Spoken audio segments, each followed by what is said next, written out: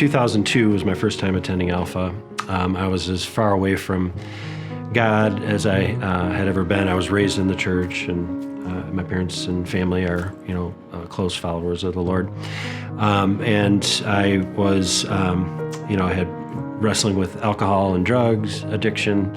I had just been in a drunk driving accident, and basically my life was a complete mess. And my mom was like, "You want to go to Alpha?" And I was like, "What's Alpha?" And so, but I had no other options. And so I took Alpha, and I was so far away from God, I had zero desire to, surrender again to Jesus and, God. And so I was, that first Alpha, I was just the person arguing with everybody, and it just wanted nothing to do with it. And then by the third week, it was like I had a spiritual experience where I really felt like I heard God brought to my mind seeds that have been planted in me by family and friends that had just spoken truth to me, and it all just kind of came together like a prism.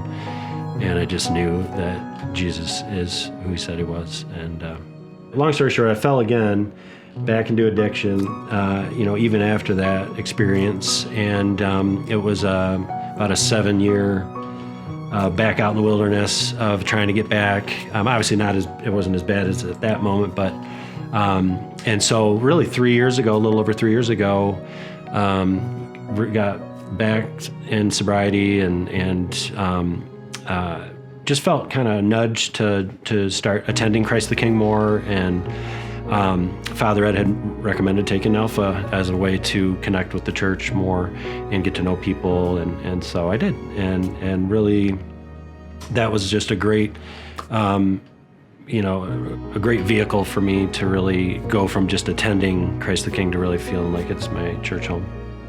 So now, God has really just given me a lot of victory over, drugs and alcohol.